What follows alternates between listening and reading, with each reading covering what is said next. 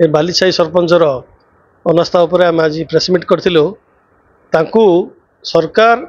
जून 16 तारीख दिन भल सरपंच बोली आवार्ड देला किंतु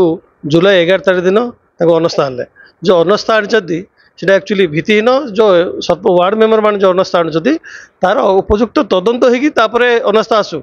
आम से जो घोड़ा बेपार माध्यम जो अनास्था से निजर मुंड बिकी दौरान तापर उपयुक्त मुझे माध्यम प्रशासन को अनुरोध करुच्ची खाली बालीसाही कथा नहीं राज्य में बहुत जगार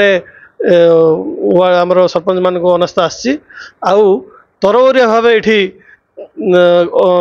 बालीसाही सरपंच को अनास्था कराई आगुरी जो मैंने आसी आज पर्यटन से अनास्था कौन ना कौन कारण हो पारनी आईटा को उद्देश्य मूल कराई ये अंचलवासी गंजाम जिला सरपंच संघ आर उत्तर चाहूँ जे घोड़ा बेपार अनास्था आसी राजनीतिक उद्देश्य इंटेंशनाली मु मंत्री को अनुरोध करछि आपण माने सरपंच माने कौन दल ना आज्ञा आपण से सहयोग निश्चय भाव आम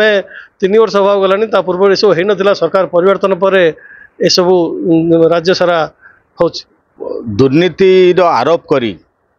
बालीसाही सरपंच महोदय को अनास्था कड़ागला प्रथम कथा है प्रशासन से दुर्नीतिर तदंत कलेनी आईन मुताबक पंचायत मानुएल कहूँ जे अनास्था जिते बड़े आसे जेकोसी वार्ड मेंबर न्याय सरपंच आ सरपंच विरुद्ध में जिते आसे से वार्ड मेंबर से मुख्य भूमिका ग्रहण करती एवं तार विधिबद्ध भाव पंचायत रे बैठक ही सरपंच दुर्नीतिग्रस्त कि नुह तदंत करी सब्जेक्ट कंडीशन सब कलेक्टर प्रेजेंस रे बैठक हम जदि से दुर्नीतिग्रस्त बोली प्रमाणित होती से दिन ही नो कॉन्फिडेंस रे सब वार्ड मेंबर मान मत नि कथा ताहा करागला नहीं किंतु मो एटा भी जानिली पछे आटा दुखर भी कहवा चाहे जो वार्ड मेंबर माने सरपंच महोदय विरुद्ध में अनास्था आनी से 4 जन से पंचायत रे 11 जन वार्ड मेंबर जड़े मृत